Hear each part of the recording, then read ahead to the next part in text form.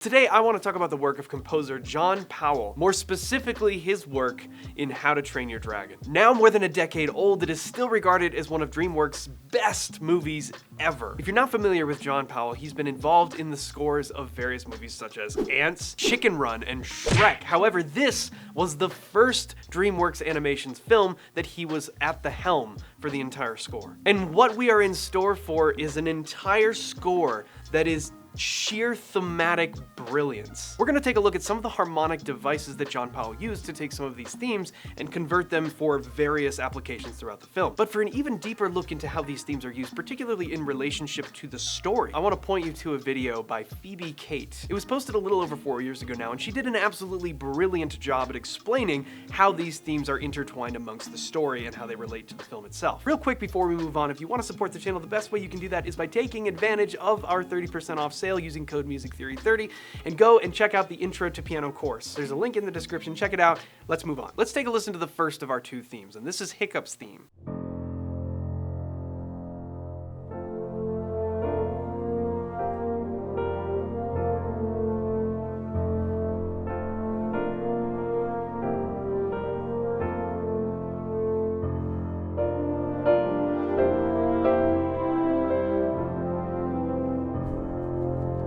So right at the beginning, we introduce this theme that is going to follow us throughout the entire film.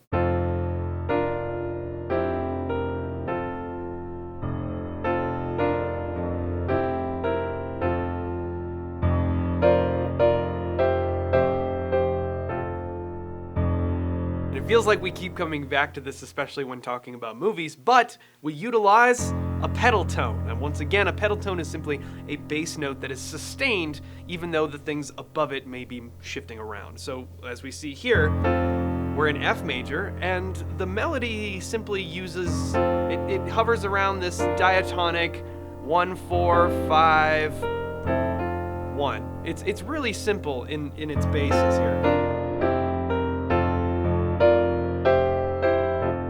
It's really establishing a bass line here, and it feels, as we develop the harmony around it, it feels like we are getting ready to go on an epic journey. I mean, it's just something about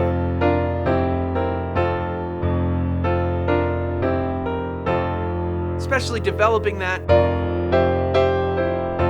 Now, fundamentally, there's nothing different about that other than basically an inversion, and the melody goes to the next kind of place up here. It's slowly churning. It's like this pedal tone makes all this stuff feel like, okay, we're chewing on this for a brief moment and establishing that, okay, we're getting ready to go here. Now, we've established a new key, and this brings in the second part of Hiccup's theme, the one that ends up being used later on in some pretty epic moments, and that goes like this.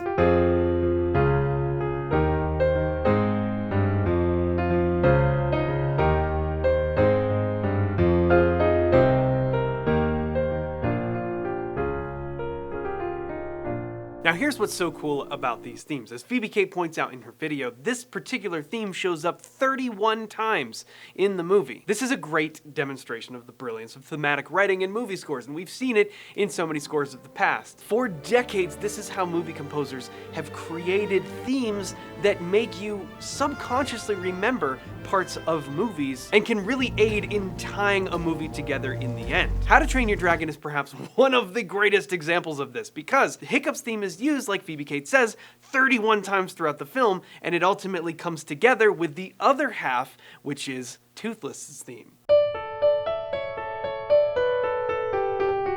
That's kind of it. It's not really a theme in and of itself as if it were a whole piece, but rather a motif that again gets used in so many different contexts. Listen to the very beginning of The Downed Dragon. Check this out.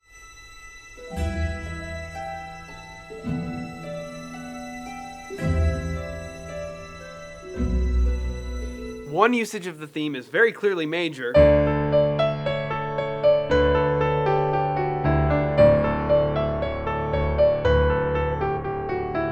And the other usage of the theme is very clearly minor.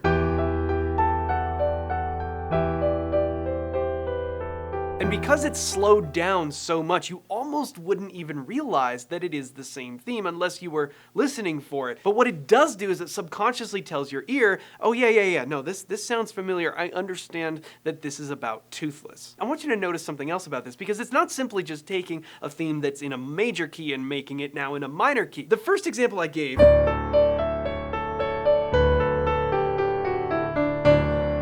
that melody starts on the 1. It starts on the root.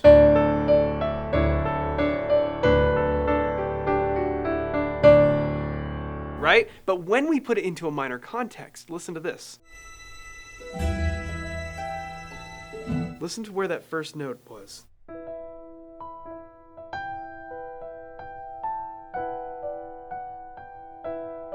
Check it out. It's not even just the same melody in a minor key, it's a different melody. Now it starts on the 3rd, the minor 3rd.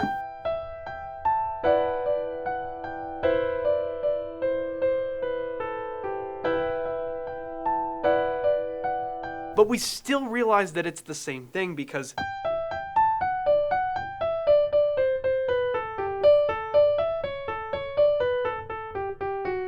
it is the same melody, even if it's applied totally differently. The first one in major starts on the root, and the second one in minor starts on the minor 3rd. It's a fantastic way of creating what is essentially the same theme, but applied in such a different manner that it can create this whole different feeling, even if we still, on some level, understand what it's being applied to. We can see this exact same method applied to Hiccup's theme as well. In the beginning, we established that it was a very major, uplifting. It felt very much like we were about to embark on an epic journey, but it was hopeful.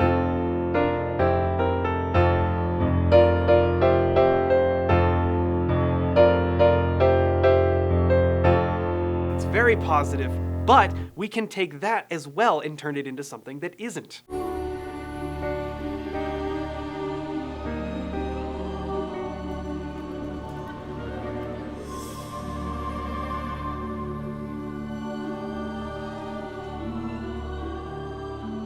Listen to that.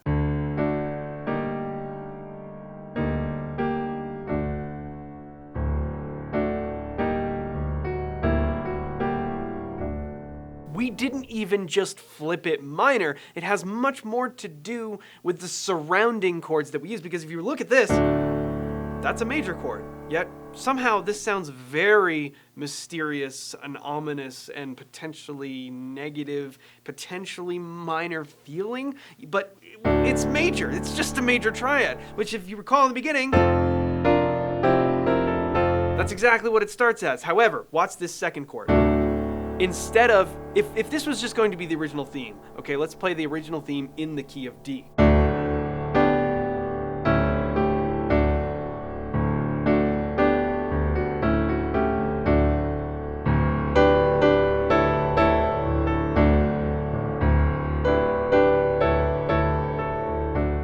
So that first chord is the exact same. However, watch this. Our second chord, whoa.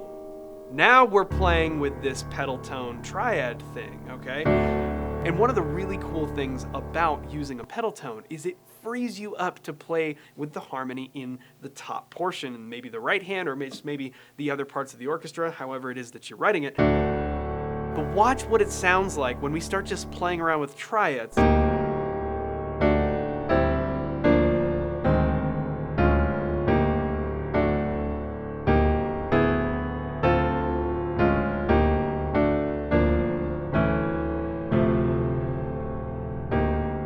You can get some really eerie, mysterious sounds out of that, and that's what we're doing here.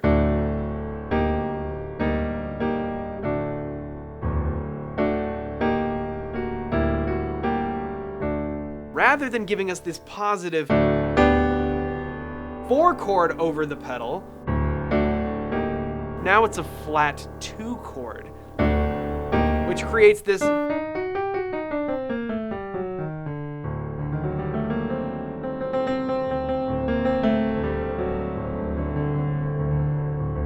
scale that we're using. It's the 5th mode of the harmonic minor scale. What is D the 5th of? Well, D is the 5th of It's the fifth of G. So if we take a G harmonic minor,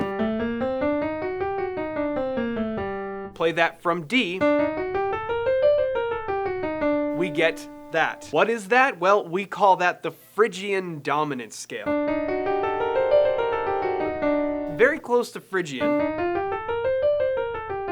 But instead of that minor third, we substitute that for a major third, creating the dominant chord within the scale. Hence, Phrygian dominant. So when we're playing around with that shape, we can get that.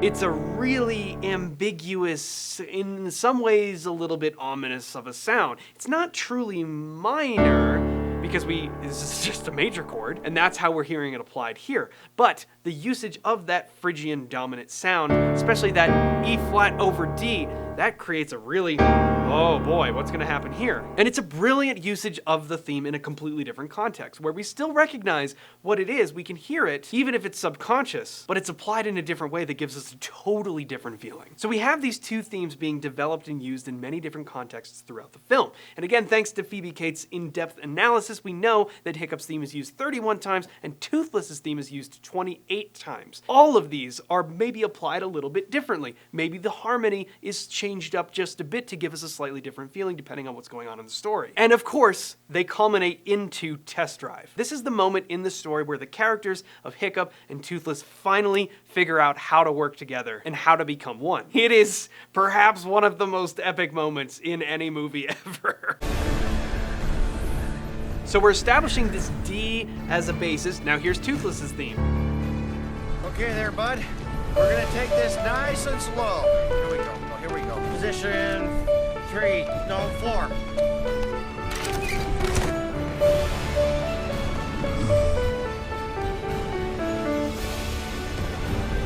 Now we get Hiccup's theme.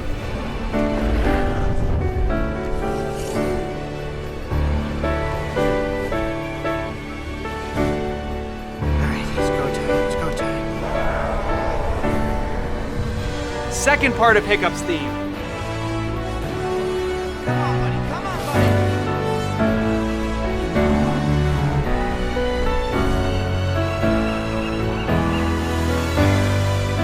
Yes, it worked.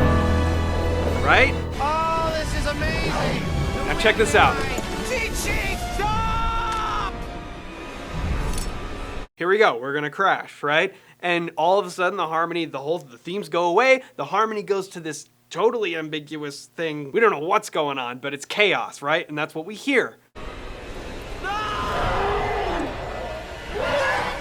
Strings, and then we bring our D back in. But now we're playing with this triadic movement that we were talking about before. So we went from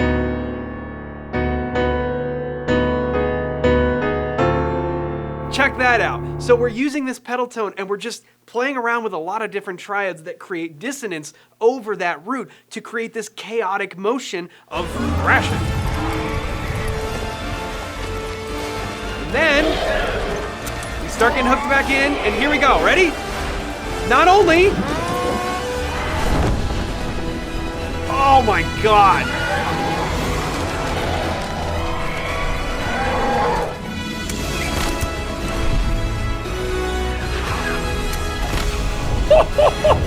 Okay, all right, so there's a couple things happening here. First of all, we've done this whole thing so far in D, and the second we gain control again, now we've transposed up a whole step and we are in E, and we come right back in to Toothless's theme.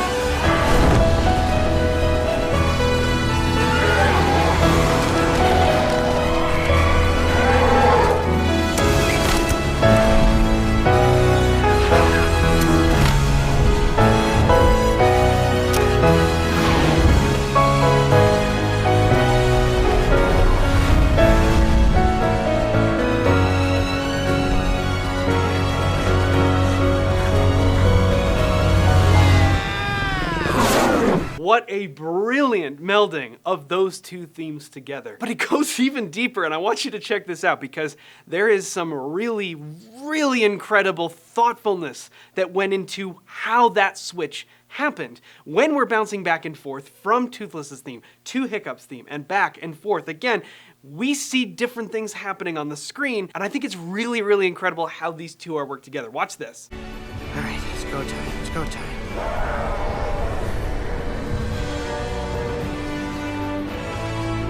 So throughout this part of the scene,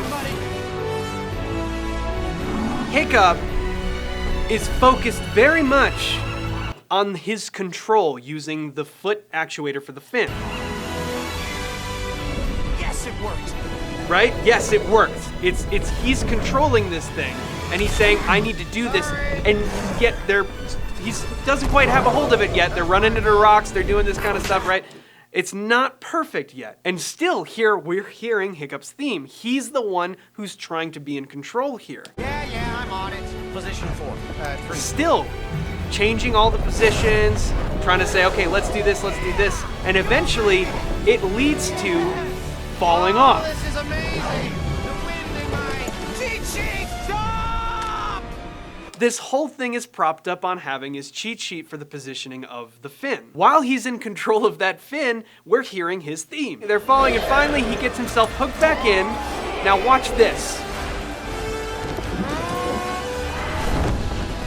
Right here, Toothless goes into this air brake thing. Now we hear Toothless's theme. Until finally, Hiccup throws the cheat sheet out and says, you know what? I need to trust this animal. We need to work together here. Forget the cheat sheet. We're gonna do this together. And that is where we get this incredible moment.